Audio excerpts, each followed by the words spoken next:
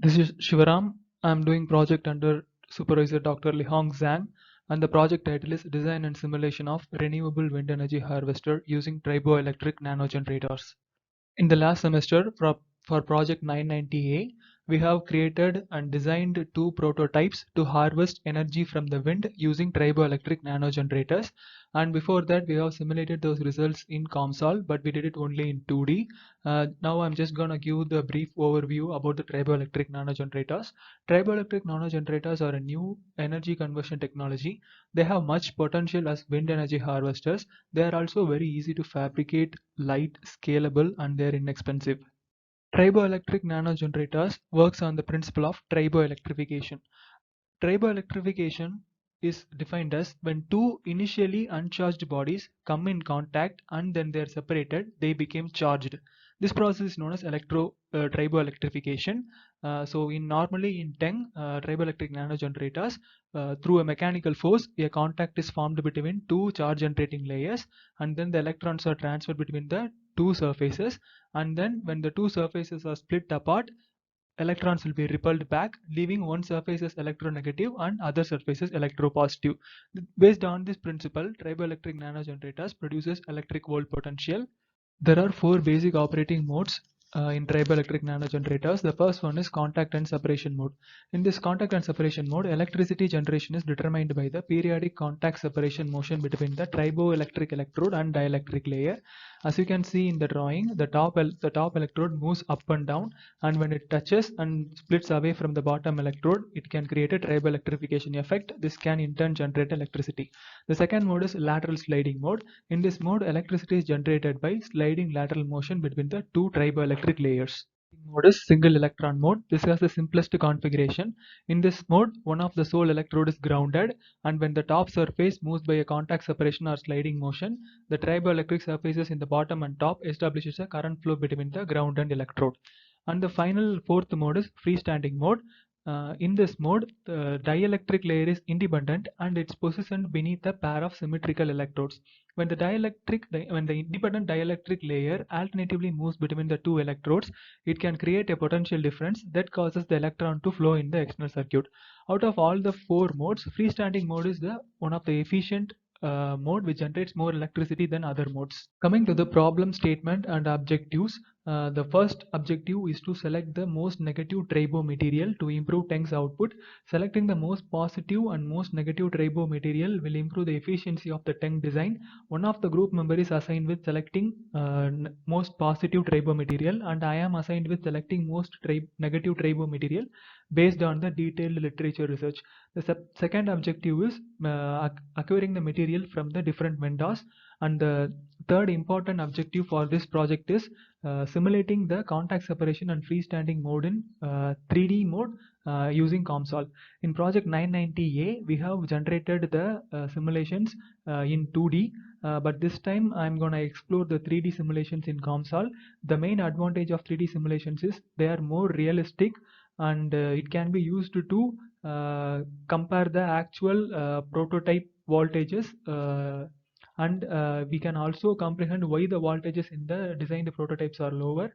The 3D simulations also will be used to optimize the design we have already did. The final objective of this project is to create a 10 test bench setup.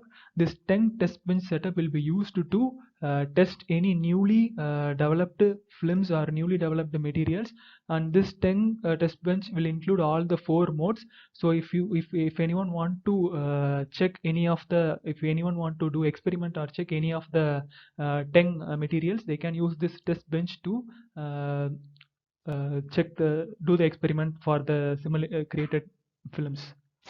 To accomplish the first objective, a lot of articles has been reviewed to select the most negative tribo material. As we know that the polarity of the material is directly proportional to the quantity of charge produced by the contact electrification.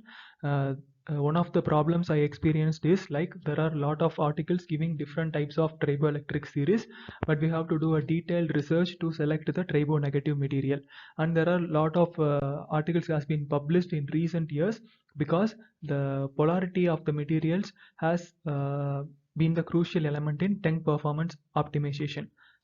Based on the detailed literature research, PTFE is selected as the negative material. PTFE has been used in the field of TENG for both energy harvesting and sensing devices. One of the main reason the PTFE is selected is it has a helical chain conformation and the fluorine atoms strong attraction to one another. This makes the PTFE as one of the most negative tribo material. After material selection, we are not using the PTFE commercial film, but instead because of the research, we know that increasing the surface area of the material by micro or nano structures increases the effective surface charge density, which in turn improves the TENG output. So we have to create a PTFE film with higher micro or nano structures. To do that, the electrospinning method will be used.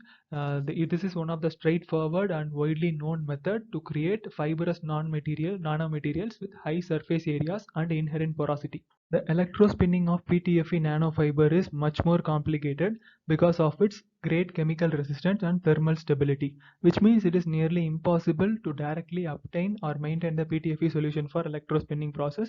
But after a detailed research of literatures, I have found a solution to do the electrospinning of PTFE. In this process, a homogeneous suspension of 18 gram PTFE suspension and 6 gram of deionized water was created to prepare the solution for electrospinning.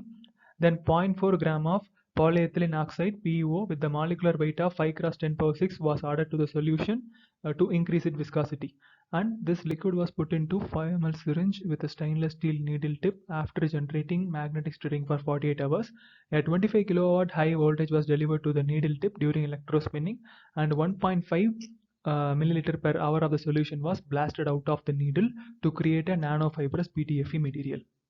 After the material selection and exploring the process of electrospinning for PTFE, the second objective of the project is to acquire the material. After getting different quotes from various vendors for the material acquisition, the quote from the Sutherland Labs is selected based on the availability and the price. The main material required for the electrospinning of PTFE is PTFE dispersion solution with 60% of its weight, and the second chemical is PEO polyethylene oxide with the molecular weight of 5 cross 10 power 6. The material order was placed with Sutherland Labs, and the third objective of the project is the 3D simulation of contact separation mode and freestanding mode. As you can see in the picture, the left one is the contact separation mode prototype and the right side one is the freestanding mode prototype.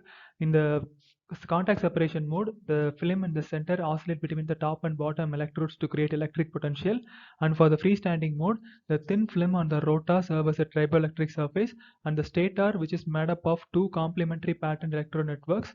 While the rotor rotates, this can create the movement of triboelectric surface on the patterned electrodes create an electric potential. The prototype testing and 3D simulation in COMSOL, I have used aluminum as a positive material and FEP as a negative material. As you can see in the table, these are the values required to do the 3D simulation. The most important parameters are the floating potential and surface charge density. These all values is defined in COMSOL, and the 3D simulation is done based on these values. For the 3D simulation in COMSOL, I have used the structures designed in SolidWorks. As you can see in the picture, the left one is a contact separation and the right one is a freestanding mode. As per the previous table, I have defined all the materials and the boundary conditions are specified for the simulation, and the finer meshing is used to get more accurate results. As you can see the max voltage potential contour plot, the left side is the initial condition of FEP film between the two aluminum electrodes, and when the air blows from left to right side, the center film oscillates and touches either the top or bottom electrode, and in this case I have shown the FEP film touching the top aluminum electrode. From this graph we can see the electric potential changes, and based on the values from the COMSOL, the maximum voltage potential of the design is 2.8 kilovolt. So the 3D simulation is also done for freestanding mode. As you can see in the graph, the freestanding mode generates more electric voltage potential than the contact separation mode. Based on the values from the COMSOL software, for the given specified boundary conditions and parameter values, the designed freestanding mode generated 180 kilovolt, which is way higher than the contact separation mode. I have generated various results with the varying thickness and the distance between the FEP and the aluminum electrodes. The optimized thickness which generate more potential is, for FEP we have to use 0.032 mm thickness, and for the aluminum film we have to use 0.016 mm. This is the optimized thickness. This thickness should be used to get more output in the freestanding mode and the contact separation mode. The crank and slider mechanism is designed in a way to test all the four modes of tank. As you can see in the left side of the pic, the vertical gateway can be used to check the contact separation and single electron mode effects, and the horizontal gateway can be used to experiment the lateral sliding and freestanding mode. This is possible when the slider moves to and fro on the gateway and it touches the vertical gateway. So this can be used to test all the four modes of operations. So as you can see in the animated results from the SolidWorks, this is how the crank slider mechanism works. If you place a stepper motor with the connector on the right side, it will rotates the connection joints, and it moves the slider to and fro, which can be used to test the all four types of tank mechanisms. So coming to the conclusion, as per the defined objective, all the defined objectives are achieved. The most triboelectric material based on the literature research is selected, that is PTFE material. And to improve the surface area of the PTFE material, the feasible method of electrospinning of PTFE material is proposed.